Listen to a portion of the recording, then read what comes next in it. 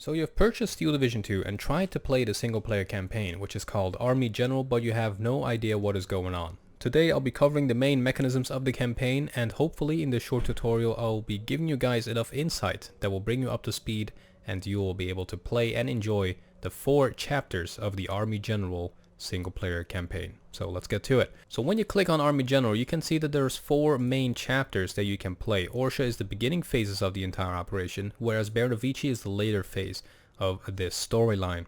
Orsha is the first one, and it is also the most complex, which is abbreviated by these symbols here, whereas Berenzina is kind of a midway in terms of complexity, and Bobrusk and Bernovici are the least complex ones. It does not represent the difficulty. When you click on one of these chapters, you can set the difficulty of the AI right here in the bottom left. Easy, medium, or hard does not represent the effectiveness of the AI or how smart they are, how good they are at actually fighting. It represents their income and their availability for the units. So if you have them on medium, they will have less of a certain unit when compared to a very hard AI. This is also true for skirmishes and for multiplayer. Another interesting thing what you can do, and you guys probably know this already, but I'm gonna still go over it, you can switch teams. So with the Soviets, your objective in Orsha is to capture Tolochin, and your side objective is to capture Orsha here as well. When you're playing as the Germans, it is the other way around. It is about defending the front line and trying to hold the Soviet advance back. So after looking at the lovely introduction video and receiving our objectives, it is now time to play the game itself. So in this part of the campaign specifically, our objective is to capture Tolochin on June 29th PM, the latest. A few interesting things to note is that each day consists of 2 turns. So if I clicked skip turn or next turn now, it would move me to June 23rd PM, and another one after that would bring me to June 24th AM. So we have 6 days, which means 12 turns to do all of our fighting and capture Tolochin. If we don't, it will be a German victory, and it does not mean that you failed your mission, but the outcome basically was different in this case. So it is not bad if you lose, as long as you have fun. So when you look around the map, you notice a lot of different types of symbols. For instance, there's a tank, infantry, artillery, even trees, and shovels. So it can be a little bit overwhelming, even for veterans of Steel Division. So don't feel discouraged. The campaign is a ton of fun. So first of all, each unit on the map, I just call these units, is represented by a model, which gives you an indication of what it is. So for instance, if it is a tank model, it is definitely an armored unit. Right underneath it, in that red box, you notice once again a silhouette of an indication of what this unit is about. On the right side of it, there is a number, and just below it, there is a gray bar. And the number and the gray bar represent the action points. And the action points determine a variety of things. First of all, how far you can move on the map. Second, during which phase you can actually deploy this unit. Now, if it is completely full, it will be able to be called in phase A, if it is close to the front. If it is completely full and it is kind of far away from the front line, it will probably be either phase B or C. If it is completely depleted, it is out of action. It cannot partake in the battle unless it is the one that is actually being attacked. Speaking of movement, when you click on the unit and you want to move it somewhere, just below your mouse cursor, it tells you the absolute distance to that new position, and just below the Cartoon Network kind of symbol, it tells you how many action points you will have left after making this move. Starting at 3 full action points, it moves down to 2, to 1, and then 0. So those are always important to keep in mind. You don't want to be necessarily at 0 when you're at the front line all alone. You want to have a certain amount of backup that has a few action points so that they can basically pitch into the battle. Another interesting thing to note, and very important thing to note, is the type of terrain that you do have your units on. So for instance, this is an asphalt road. Motorized units will be very fast and can travel quite far on this type of terrain. So motorized, 40 miles per turn in this case, and if you're on foot, it's 22 miles per turn, and in real world distances, it's 65 kilometers versus 35 kilometers. For instance, if you have the country road on foot, the distance will not be reduced that much. It'll still be only 2 or 3 miles less, but if you're motorized, it'll be far less. So those are really important to keep in mind. Right below a unit, it gives you its fighting abilities in 3 different types of categories, which are colored. It gives you melee, armor combat, and support. Now the easiest way to understand a battalion is to actually select it. That way you get a little bit more information about it. First of all, you get the name of the actual battalion or unit. Once again, you get an icon. In this case, it is armored. And below that is basically the army it is attached to, or you could say it parent division it is attached to. The characteristics right below the actual name of the battalion give indication about what kind of unit it is, like is it motorized, is it mechanized, and lastly it gives you also an indication about its status. Is it deployed, fortified, in a forest, or out of supplies, etc. So speaking of the forest statuses, deployed, in a forest, dug in, or out of supplies, these are really important to keep an eye on. So deployed means that you are actually deployed, you're on the map as a ground unit, and you have action points. So if you're out of action points, you are not considered deployed because you literally cannot do anything since you're out of action points. So if you click on this guy, which is now out of action points, he is not deployed. So he needs to recuperate before he can do anything. Recon planes, they are not considered deployed until you actually click on air recon and deploy them somewhere. So now it is deployed and it is actually reconning this place, exposing some units that were previously not seeable or not detected. Bombers or fighters have their own icon. So for example, this bomber regiment has a bomb symbol, and if you bombard a certain unit, you do that, you bring down the enemy's action points down to 0, so it cannot do anything. And after that, your bomber also needs a few turns or 1 turn to actually get its action points back and do something. Fighters, now this specific regiment has dedicated fighters but also fighter bombers, which is abbreviated by this symbol here. If you want to click on superiority and click somewhere, it'll be giving air superiority over this region, which is abbreviated by this. So it is air interdiction or air interception. So very important to actually use this before you attack, because as soon as you click next turn, this plane and also the recon will be moving back. Digging in is another status. Now if we look at this enemy unit, the 456th Infantry Regiment, we see that it is dug in. If we were to attack this unit, it would have access to defensive structures such as barbed wires, bunkers, gun pits, machine gun bunkers, AT gun bunkers, and yeah, anti-tank sniper bunkers and so on. If we want to have that as well, if we want to have our units dug in, we can click on dig in. Now this unit is already dug in or is in the process of being dug in. So if you click on a unit that has action points and click dig in, which takes 1 complete turn to be made. So if this unit were to be attacked right now, it would not have those defensive structures. In the forest speak for itself. So in this case, all of these units are in a swamp area or in a swamp forest area. And that really affects the movement range or movement speed of these units. So right now it's about 10 kilometers compared to this guy, which can basically move across the map and have like 30 kilometers of movement at its disposal. AA kind of does the same thing as airplanes. If you click on deploy AA, it'll take 1 turn to be deployed, and after that it'll have a similar kind of radius to air superiority with planes. So if any unit in this vicinity is being attacked by airplanes, your AA will be able to intercept those planes and they will be basically being forced back to the enemy spawn, and that'll be one of the 3 units already neutralized before the main battle begins. Out of supply is the last one, and I think this is the most interesting one, especially if you like to do flanks and pincer moves. Supplies in this game, as I said earlier, are automatic. If you are within your own territory, you are automatically connected to a supply line. If you're cut off, for example, like this 178th Artillery Regiment is trying to do, you will be running out of supply. So if this guy moved up here, managed to neutralize all of this, and connected with the friendlies, this guy or these units would be within the enemy territory, thus running out of supplies. And the main thing that happens when you're within the enemy territory is you don't regain as many action points as you would when you are within enemy or friendly territories. So definitely make sure that your flanks are covered. So what about deploying more units? Now you have probably noticed these few flags that are on the battle map here. So 16th Guard, 2nd Guard, 8th Guard and 36th Guard all represent spawn points. So for example, the 16th Guard Infantry Corps spawn point is right here. If we click on that unit, it gives us the available reinforcements that we can pick right now. So if we hover over one of them, it gives you the units in that regiment.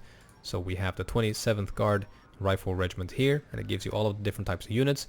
If you click on one of them, it'll then detail every one of those units, so you can really have an in-depth view before you spawn them in.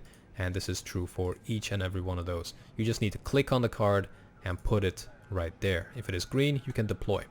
The same thing is true for each and every one of the other ones. So if we just turn that back off, we can look at the 36 guard infantry right there. Now we notice that we cannot deploy anything just yet. It is a little bit too early. So if you were to skip a turn or two, these guys will be available on the 24th of this month, and you can already pre-see the type of units that you have to play with. The first army, you can already deploy certain units like the assault regiment, which is basically a lot of bombs. So yeah, definitely have fun with those. So these spawn points also move along with your front line, not like meter by meter, but if you for instance capture this region, these spawn points will be moving to a new position, so you don't need to spawn everything in the back and then move them all the way up to Tolichin, for example, if you have captured the line over there. So that is also a very nice treat. Another really interesting, well, a few more interesting things are in the top left menu here. So first of all, we have the operation status. This gives you a current status of the game itself, and also if you hover over the victory ratio, it tells you what kind of scenario you can expect. So right now we are in a total feat scenario, but if we were to capture Tolichin and Orsha, we would probably go towards a major victory or a total victory depending on our victory ratio here. The units destroyed is a really nice treat. You can just see the numbers of your Russians pile up, and I do expect all of you to lose more soldiers than you kill because you're Russia. And then finally, a summary of the summary, I guess. Yeah, it's all really detailed, and I think that really brings it par to par with like Paradox titles. Now my most favorite feature of Steel Division 2 is the Order of Battle tab. Now this gives you an overview of the entire army that the enemy has at their disposal, and also gives, you know, the same kind of information for you here. But what you can use this for is to know what the enemy is attacking you with. Now if you are attacking the enemy, you can click on them and know which units you will have to deal with, but if you're being attacked, you actually cannot do that. You actually cannot click on a unit to know what that regiment for it in this case is actually consisting out of. For example, if we have like the 2nd battalion of the 25th Artillery Regiment, we can quickly go into the Order of Battle and look through that. So I think it's in the 25th. Yep, there we go. So the 2nd battalion of 25th Artillery. Then we can click on Display Battalion, and we will have a overview of that entire unit. And you can do that for other ones as well, like the 3rd Battalion. Jump in there, jump over to Axis, Army Command 4, 27th Army, 25th Panzer Grenadier, 3rd Battalion. And it'll list all of the units there, and then you can click on each and every unit and get the stats on the far right side. Last but not least is the casualty list. Now this is juicy if you're rushing the enemy with a mass assault doctrine. The amount of soldiers you lose will probably be the the highest percentage of all of your losses. Not really important, but just a fun little thing to have in the game. Now, deploying units. I have not mentioned this, but when you do want to deploy a unit, or a corps in this case, it tells you the amount of action or command points that you need in order to deploy that unit. The current command points that I have is 5, and I do gain 30 command points at the beginning of the next turn. So after that, I can deploy this unit and a few others. So how do you initiate a battle? Well, you just need to move close to them. So right now we're basically touching tips here with the 1st Battalion of the 456th Infantry Regiment, with the 1st Battalion of the 33rd Guards Rifle Regiment on our side. If we click on the enemy unit, we can also see which units it can call in as reinforcements. So as you might already know, a battle consists of 3 phases: Phase A, B, and C, the beginning, the mid, and the end. So right now we can see which units it might have at its disposal in A phase. So we have the 256 Artillery, 2 different battalions, and we have 1 unit that it can call in B phase, the 456th Infantry Regiment, and then we have a few that it can call in C phase, and also 1 more in B phase here. So you really want to go through those possibilities, the possible reinforcements, when you select your own units. What you can also do before you attack this unit is to eliminate anything that is A phase. So if you have a artillery, for example, you can click bombard and bombard this unit, which eliminates all of its action points. And then you can look at the other A phase unit, which is this, and use your other artillery or your bombs, and you can basically kick that out of the game. So now it can only call in infantry or ground forces in B or C phase, but it can still call in planes if it has any in A phase, and the same is true for us.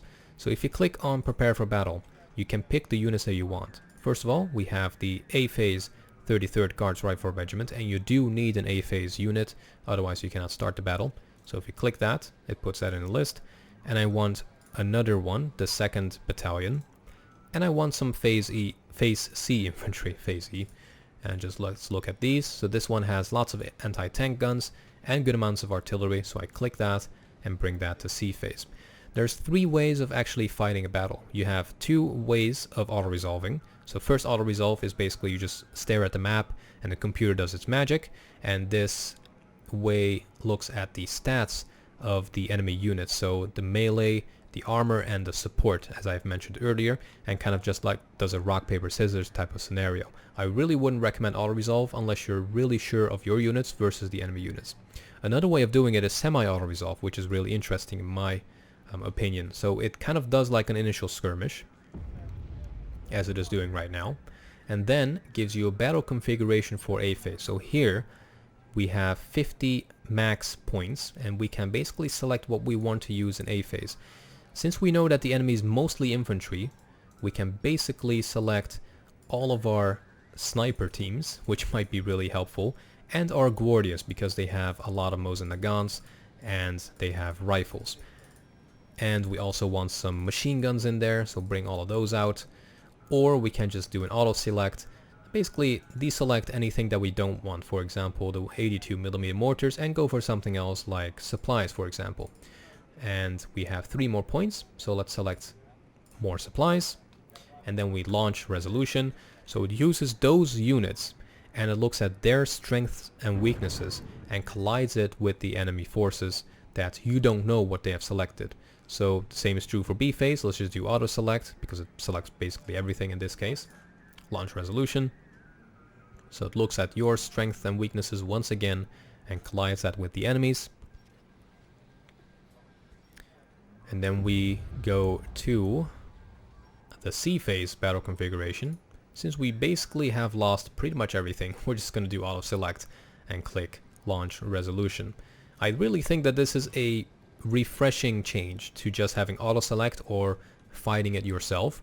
So in this case the enemy has won, minor defending victory, and we have lost quite a few units in both A phase, mostly in B phase, and yeah, I don't want to even say the number in C phase. So back to actually fighting it yourself. Let's just attack this unit. I don't really care about what it has for reinforcements, since I just want to show something else. We want to have the 2nd Guards Engineer Brigade. This has basically lots of assault engineers in there in A phase. We want our T-34s in A phase as well, and you know what, we'll just go heavy A phase and get all of our ISU 122s in there as well. So if you click on Tactical Battle, it brings you to this screen here. You can look at which units you want to control and which units you want to give to your allies, which is an AI basically. So at the top you can select, okay, I want the 2nd Guards Engineer Brigade for myself. I trust the AI with the T-34s, but I do want the ISU 122s because they're really important to me. And then you click Tactical Battle and you move into an actual battle. During the battle, it is very important to pick your side because the AI, your ally, will just pick wherever it thinks it will go. So if we quickly put an attack beacon there, the computer actually knows that you want to attack it and it'll select the other side. I think this is a wonderful and both scary thing because the AI knows where you will be attacking, so it knows your dreams and it'll select that side of the battle map and put all of its forces down in an insane speed. So I think that is basically everything that I want to discuss here, or that I wanted to discuss. I hope this has been really helpful to you. Check out my more general tutorials about just fighting multiplayer decks or multiplayer matches, how to build your decks. So check my battle group reviews, and I will definitely be doing more tutorials, so stay tuned, subscribe, like the video, share it with your Steel Division buddies that are having trouble with the single player campaign, and I'll see you guys back in the next one.